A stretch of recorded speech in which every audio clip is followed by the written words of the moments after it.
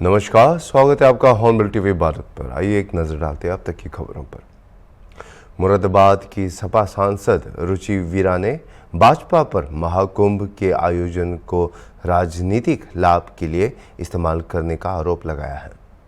उन्होंने कहा कि कुंभ कोई नई परंपरा नहीं है, यह आदिकाल से आयोजित होता आ रहा है और हर सरकार की जिम्मेदारी है कि इसे व्यवस्थित तरीके से आयोजित करें। देखिए, महाकुंभ की तैयारियां हो रही हैं, बड़ी अच्छी बात है। आज पहला शाही स्नान है। मेरी तरफ से सभी लोगों को मकर संक्रांति की बहुत बहुत बधाई। और ये जो कुंभ है, ये कोई नई चीज़ तो हो नहीं रही है। ये तो अनादिकाल से, वर्षों वर्ष से, हर 12 वर्ष में एक जगह पर कुंभ लगता है, चाहे प्रयागराज हो, चाहे हरिद्वार हो, उज्जैन हो, नासिक हो। तो ये जो भारतीय जनता पार्टी के लोग इसका राजनीतिकरण करते हैं, ये गलत है। ये तो जो भी सरकारें होती हैं उनका दायित्व होता है इस तरह के आयोजनों को मतलब ऑर्गेनाइज करने का।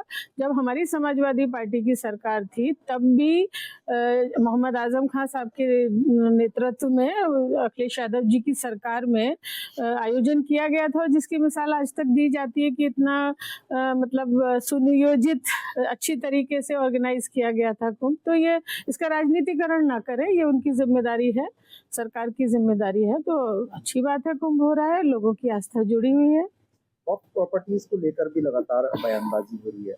किस नजरिए से देखते हैं आप इसे? विपक्ष लगातार इस तरह के बयानबाजी को खंडन कर रहा है, आप क्या कहेंगे? देखिए, वक्फ का जहाँ तक सवाल है और जहाँ तक मैं जानती हूँ, इसका जिक्र कुरान शरीफ में भी है। और ये एक तरह से अपनी प्रॉपर्टी को समाज के लिए, लोगों के लिए, एक तरह से उनके खैर के लिए दान दी जाती है, उसको वो वक्फ है। और उसमें कोई ऐसा जिक्र नहीं है कि भाई ये हिंदू के लिए है, मुस्लिम के लिए है या किसी खास कम्युनिटी के लिए है, तो सबके लिए है। तो इसे इस तरह से जोड़ के क्यों देखा जा रहा है, मैं नहीं समझ पा रही हूँ कि इससे जो लोग बयान दे रहे हैं शायद वो अपने आप को हाईलाइट करना चाहते हैं, इसलिए वो इस तरह के बयान दे रहे हैं। सरकार के इस कदम को काफी सारे कई जो मुस्लिम धर्म गुरु हैं उन्होंने भी इसे अप्रिशिएट किया है, इस इनिशिएटिव को। जो वक्फ की प्रॉपर्टी है उनकी जांच होनी चाहिए, क्या कहेंगे आप? देखिए, जो दर्ज है, कागजों में दर्ज है जो चीज़, अगर उसकी जांच होने की पता नहीं क्या आवश्यकता इस समय महसूस की गई है, मुझे नहीं मालूम है। लेकिन जो चीज़ दर्ज है कागजों में, तो वो तो खुद ही अपने आप में एक सबूत है।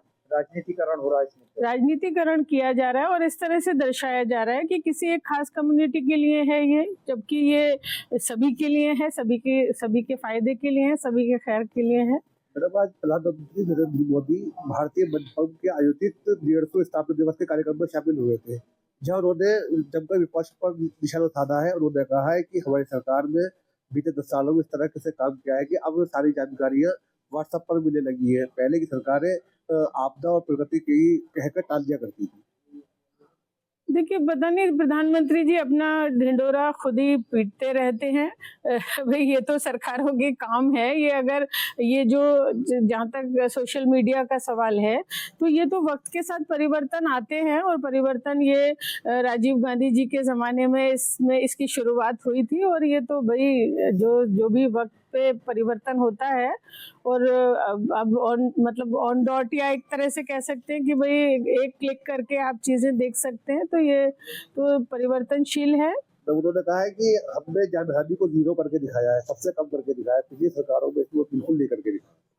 नहीं, देखिए, वो सिर्फ अपनी बात बताते हैं।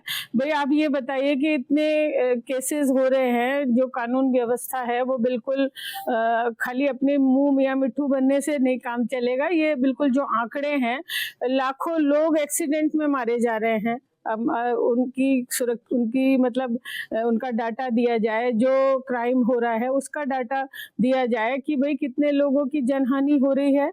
और तो ये तो मतलब अपनी मुंह या मिट्ठू बनने से काम नहीं चलेगा, धरातल पे काम होना चाहिए। हरियाणा के ऊर्जा, परिवहन और श्रम मंत्री अनिल विज ने मनी लॉन्ड्रिंग मामले में दिल्ली के पूर्व मुख्यमंत्री अरविंद केजरीवाल के खिलाफ केस चलाने की ईडी को मिली अनुमति पर प्रतिक्रिया दी है। विज ने कहा कि केजरीवाल पर केस चलेगा तो सच्चाई लोगों के सामने आएगी। पत्रकारों से बातचीत में विज ने आम आदमी पार्टी पर तीखा हमला करते हुए कहा कि केजरीवाल और उनकी पार्टी अब आखिरी सांसें ले रही हैं। उनके लटके हुए चेहरे इसका साफ संकेत है। उन्होंने केजरीवाल की तुलना कुश्ती के उस पहलवान से की जो गिरने के बाद भी जीत का दावा करता है।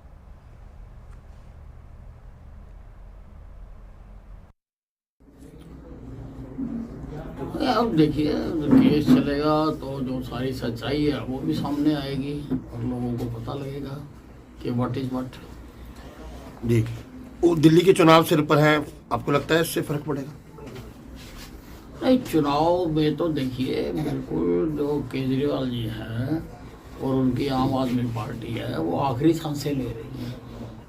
उनका चेहरे से मुरझाए हुए और लटके हुए चेहरे इसका साफ इशारा कर रहे हैं। तो चुनाव तो उनका खत्म है। दावा किया है चौथी बार सरकार बनाएंगे है केजरीवाल ने दावा किया चौथी बार सरकार। नहीं, चलो,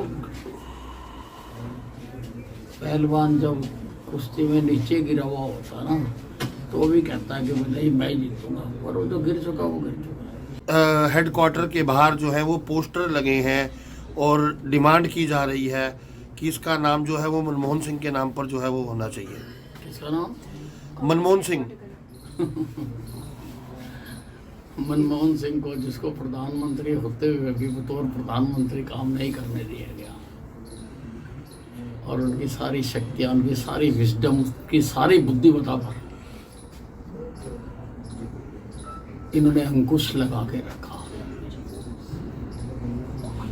तो उनसे तो किसी प्रकार की उम्मीद नहीं करनी चाहिए। ये सब खनौरी बॉर्डर पर 111 किसान जो हैं आज हरियाणा वाली तरफ भूख हड़ताल पर बैठने जा रहे हैं और वो कह रहे हैं हम कि हरियाणा में बैठ के ही भूख हड़ताल करेंगे। नहीं, देखते हैं, अब सरकार पूरी निगाह रखे हुए इसके ऊपर। हमारे काबिल मुख्यमंत्री जी पूरी तरह से हर एक चीज़ की ध्यान रखे हुए हैं और जो आवश्यक होगा वो करेंगे। हरियाणा के पीडब्ल्यूडी मंत्री रणबीर गंगवा ने महाकुंभ को देश की आस्था का केंद्र बताया। उन्होंने कहा कि 7 फरवरी को मुख्यमंत्री, कैबिनेट मंत्री और विधायक संगम में डुबकी लगाएंगे। गंगवा ने बताया कि हरियाणा में बीजेपी सरकार तीसरी बार बनी है और शुरू से ही एक्शन मोड में काम कर रही है। सड़कों की गुणवत्ता पर विशेष ध्यान दिया जा रहा है और हर साल 5000 किलोमीटर सड़कों की कारपेंटिंग की जाती है। विभाग ने अधिकारियों को गुणवत्ता सुनिश्चित करने के निर्देश भी दिए हैं और लापरवाही मिलने पर कार्रवाई की जाएगी। देखिए, 7 फरवरी को अभी आपको पता ही है कि पूरे 140 करोड़ जो देश के लोग हैं उनके सब के लिए ये एक बहुत आस्था का केंद्र है। महाकुंभ का मेला लगा हुआ है और वहाँ पे कैबिनेट के सारे मंत्री भी और माननीय मुख्यमंत्री के साथ और एमएलएज भी वहाँ जाकर के डुबकी लगाने का काम करेंगे। वो हमारे लिए बहुत ही आस्था का केंद्र है पूरे हिंदुस्तान के लिए। किसी टारगेट आपने रखे हैं? देखिए, भारतीय जनता पार्टी की सरकार लगातार तीसरी बार प्रदेश के अंदर बनी है। सरकार पहले दिन से ही एक्शन मोड के अंदर है। 100 दिन को नहीं, हम तो हर एक दिन का हिसाब दे सकते हैं और पहले दिन से ही हमने अपने अधिकारियों को बुला करके ये कह दिया था कि हमें क्वालिटी का काम चाहिए, क्वालिटी के साथ कोई समझौता हम नहीं करेंगे। कोई भी चाहे काम करने वाली एजेंसी हो और चाहे उनके जो जिम्मेदार अधिकारी है, कर्मचारी है, उनकी जिम्मेदारी है कि क्वालिटी का काम हो और कहीं इसमें कोताही पाई जाती है तो फिर हम उनके खिलाफ सख्त एक्शन लेंगे। ये हमने पहले दिन ही कह दिया था।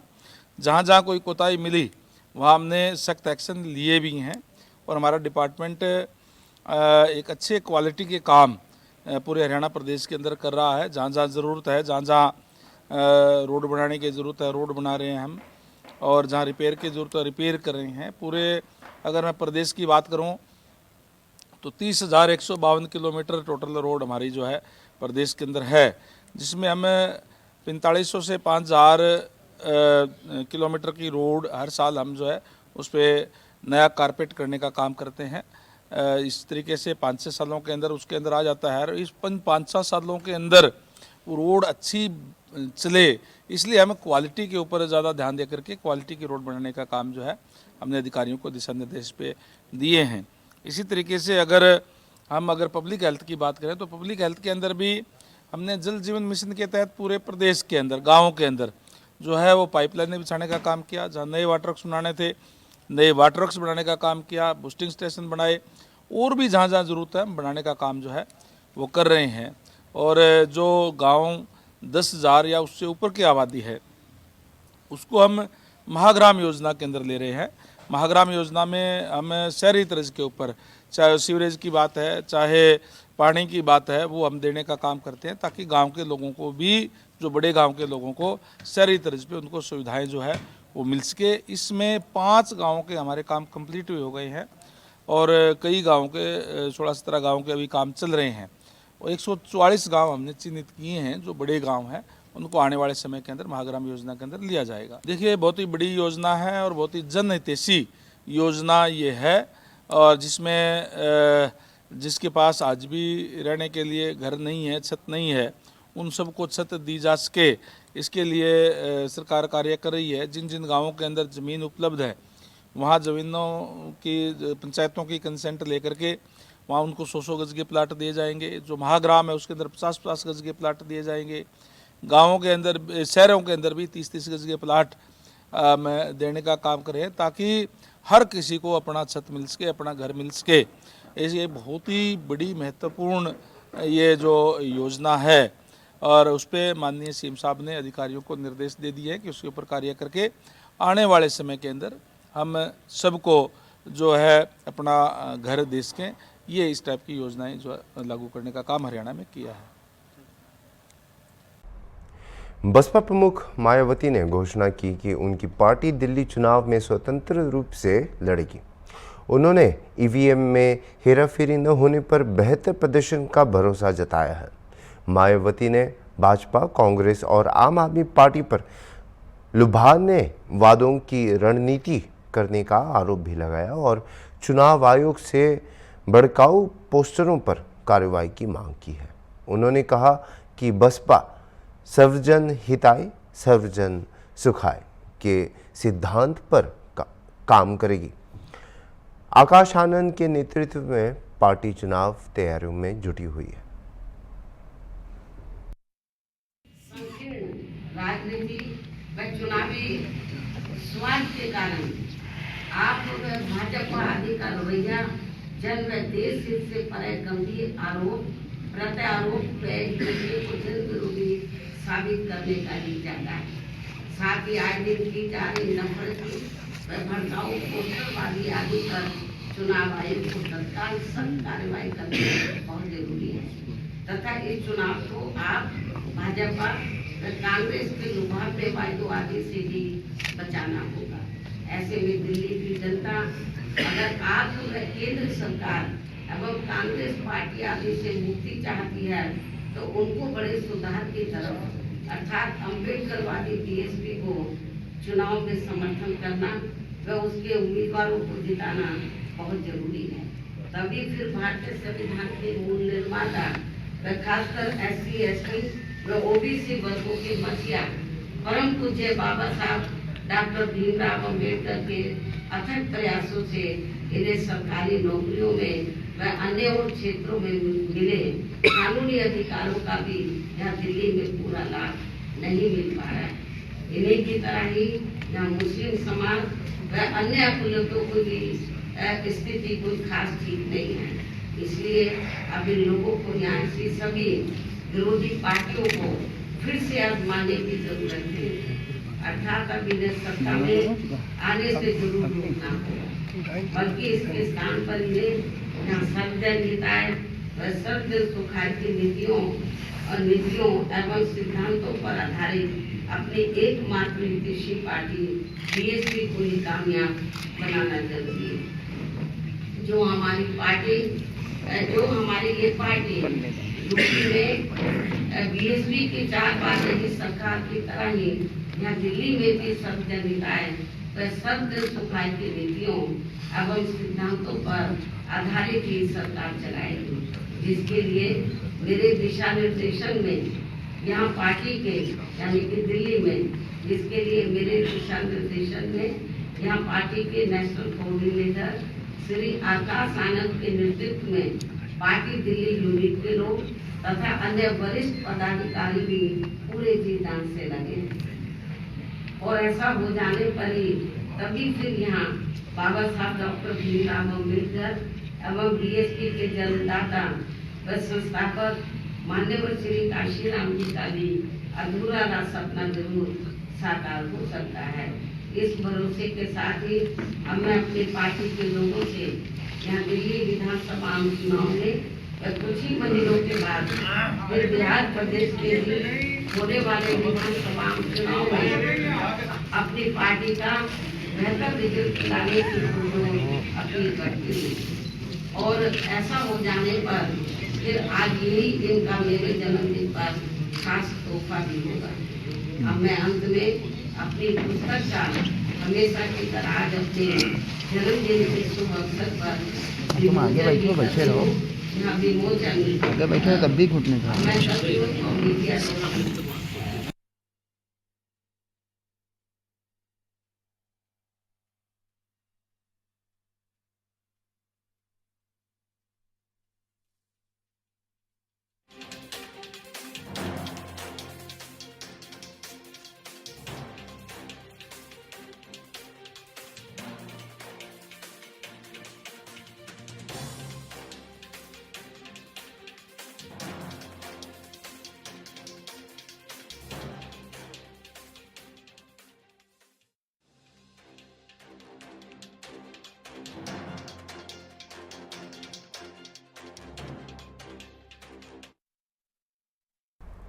मुरादाबाद के कटघर थाना क्षेत्र के सिरसा इनायतपुर गांव में सोमवार सुबह नमाज को लेकर पुराने विवाद में के हिंसा का रूप ले लिया। बाइक टकराने की मामूली घटना के बाद विवाद बढ़ा, जिसमें एक पक्ष के फायरिंग और देसी बम फेंकने का आरोप लगाया गया। घटना का लाइव वीडियो सोशल मीडिया पर वायरल हो गया है। पीड़ित की शिकायत पर पुलिस ने 6 लोगों के खिलाफ मामला दर्ज किया है। एसपी सिटी ने फायरिंग की पुष्टि की और देसी बम के इस्तेमाल की जांच जारी है। मामले की जांच भी अभी पूरी तरह से जारी है। देखिए, कल सुबह 9 बजे की बात है। ये गांव सिरसा इनायतपुर है, थाना कटघर में। यहाँ पे एक ही समुदाय के 2 परिवारों के बीच में नमाज पढ़ने की किसी बात पर इन लोगों में कहासुनी हुई और उसके बाद इन लोगों में मारपीट हुई और इसके बाद ये लोग आपस में अपने गांव में ही समझौता वगैरह करने का प्रयास कर रहे थे। लेकिन जब इनकी बात आपस में नहीं बनी, तब इन लोगों ने एक पक्ष ने जिस पक्ष के ऊपर डराने धमकाने का प्रयास किया गया था, उस पक्ष के द्वारा ये वीडियो वायरल किया गया और हम लोग के संज्ञान में आया। हमने तत्काल उसमें अभियोग पंजीकृत किया है। इसमें एक पक्ष के जिसके तरफ से ये फायरिंग की गई है, उसमें एक फारूक है और एक शाहनवाज है, और जो दूसरा पक्ष है उस पक्ष की तरफ से तहरीर दी गई है। 6 लोग इसमें नामजद हैं। हमारी टीम लगी हुई है और हम लोग बहुत जल्दी इनको गिरफ्तार करेंगे और जो अवैध असलहे इन्होंने प्रयोग किया उसकी बरामदगी की जाएगी। तो बताया जा रहा है कि देसी बम का इस्तेमाल किया गया है। देखिए, अब इसके कुछ पुष्टिकारक साक्ष्य नहीं प्राप्त हुए हैं, लेकिन यह है कि क्या आरोप वहाँ लगाया गया। क्या मामला है? कौन है आपके? ये बेटा है मेरा। क्या बात हो गई आज? सुबह काम पे जा रहा था, मारपीट हुई इनकी। किसने करी मारपीट? इन्होंने करी, अरबी है। अच्छा। हाँ, इमाम भगत का लड़का अरबी। आपने थाने में कंप्लेंट दी थी साहब ने, पहले चौकी आई थी दोपहर। अच्छा, तो और वहाँ सुना के फिर मैं चौकी आई कहने, जब तक और पुलिस ही एकदम सुना के गोली मार दी। गांव में गोली चल रही है। जब तक मैं चौकी आई तो भाग के जान बचा कर। जी, बात थी। हाँ, गोली मारी थी। और किसने मारी? अरबी है और पप्पू है और मेहंदी हसन है। सिरसा नागपुर के ही है। आपका पूरा क्या नाम है? किसका? क्या नाम है भाई? सलीम। क्या मामला है, कहाँ है? सुबह हम काम पे जा रहे थे। सुबह हम काम पे जाते हुए हमारे पीछे एक अरबी ने गाड़ी मारी थी। किसने मारी? अरबी ने। उसके बाद थोड़ी तू मैं हुई, वो खत्म हो गई बात। फिर उन्होंने प्लानिंग बनाया हमें मारने के लिए। फिर थोड़ी सी हम थाने चौकी गए। चौकी में जब तक हमने रपट लिखाई, इन्होंने हमारे भैया पे गोली चला दी। जब 4-5 जने थे, एक अरबी था, एक पप्पू था, एक फारूक था और एक मेहदी अंसर था और एक शाहनवाज था और एक चाकू भी था और गोले बारूद भी चलाए। और क्या नाम है, क्या नाम है, हमसे कहते हैं फैसला कर लो, ना तो तुम्हारा घर नष्ट कर देंगे हम। बोले जन बच्चा मार देंगे हम तुम्हारा। हमारी जान को खतरा है साहब, हमें कोई प्रार्थना मिलनी चाहिए जो हमसे हमें कोई बचा सके। तो आज गुंडा खुलेआम घूम रहे हैं सर, खुलेआम घूम रहे हैं गुंडा सर, खुलेआम घूम रहे हैं तमंचे ले लेके। बताओ क्या करा जाए सबका?